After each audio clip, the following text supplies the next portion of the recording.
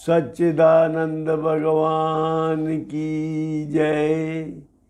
गीता जी के 5वें अध्याय का 24वां मंत्र है, यो अंतः सुखो अंतरारामस तथांतर ज्योतिरेव यह सा योगी ब्रह्म निर्वाणम ब्रह्म भूतो अधिगच्छति।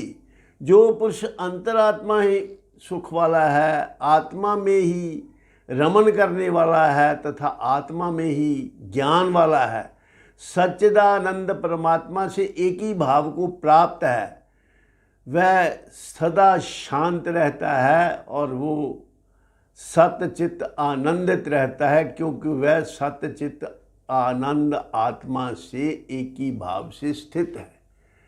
आपने पुराणों में वर्णित कथाओं से ये सुना होगा कि उस काल में, जब पुराने ज़माने की जो कथाएं, उस काल में अधिकांश तपस्वी लोग इस कामना से तपस्या किया करते थे कि मैं अमर हो जाऊं। अमरता का वरदान मांगते थे तपस्या सफल होने के बाद, और अमरता से उनका अभिप्राय होता था कि मैं सदा सशरीर जीवित रहूं।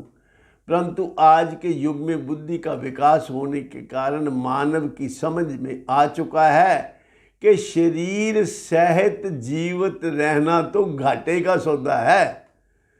किसी को भी पुराना शरीर पसंद नहीं। पुराना जीर्ण शरीर लेकर के हमें सुख की बजाय दुख ज़्यादा सहन करना पड़ता है।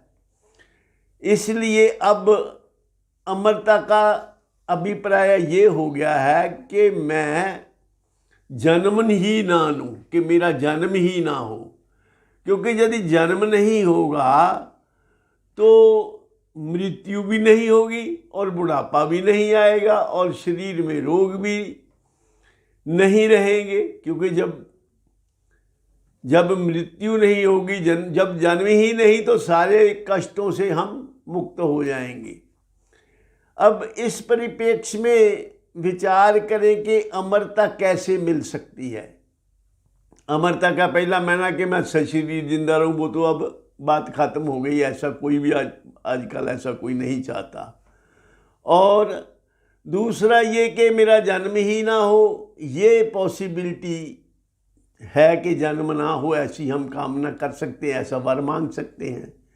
लेकिन इससे भी आगे एक स्थिति है जिससे ये समझ में आ सकता है कि हमें कुछ नहीं चाहिए, कोई वरदान नहीं चाहिए, हम पहले से ही अमर हैं।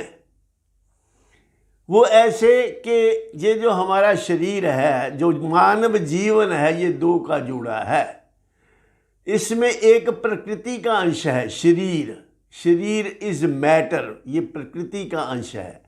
और दूसरा जो इस मैटर को यूज कर रहा है, इस्तेमाल कर रहा है, वो है पुरुष, वो परमात्मा का अंश है, जिसको हम आत्मा कह देते हैं। एक आत्मा है, एक शरीर है। आत्मा प्रकृति का अंश है, आत्मा परमात्मा का अंश है और शरीर प्रकृति का अंश है। अब जो प्रकृति का अंश है वो है 5 भूतों से बना हुआ, मिट्टी, पानी, वायु, अग्नि, आकाश, ये 5 भूत हैं। और इन्हीं से, ये भगवान का रॉ मटेरियल है, इन्हीं से ही सारी सृष्टि की रचना होती है।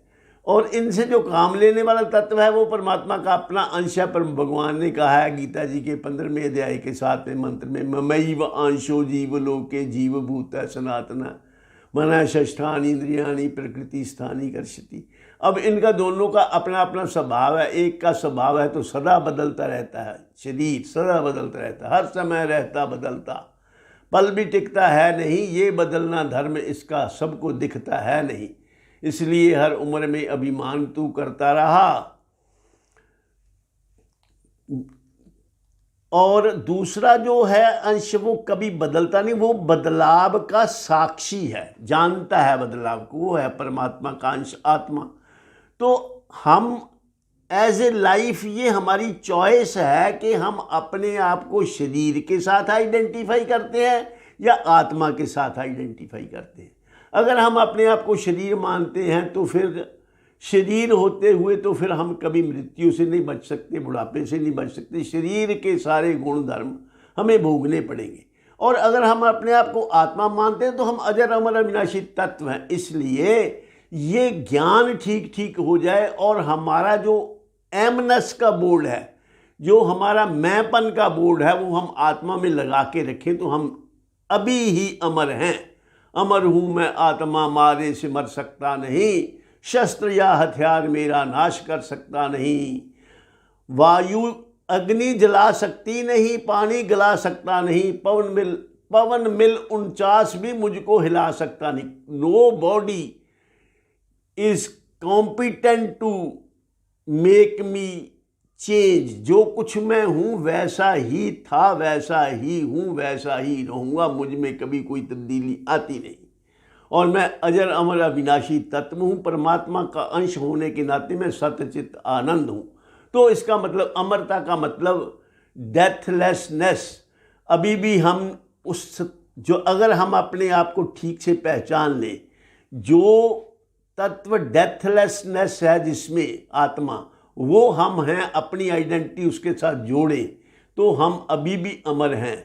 तो इसका मतलब ये अपने आप को ठीक प्रकार से जान लेना ही अमरता है। अमरता यथार्थ बोध का फल है। अभी भी हम अमर हैं।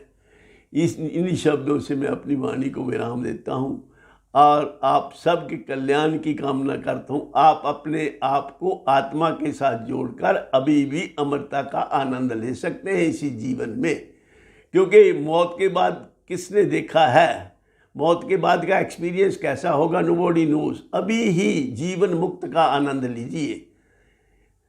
सर्वे भवन्तु सुखिनः, सर्वे सन्तु निरामया, सर्वे भद्राणि पश्यन्तु, मा कश्चित् दुःख भाग् भवेत्। ओम शांति शांति शांति ही।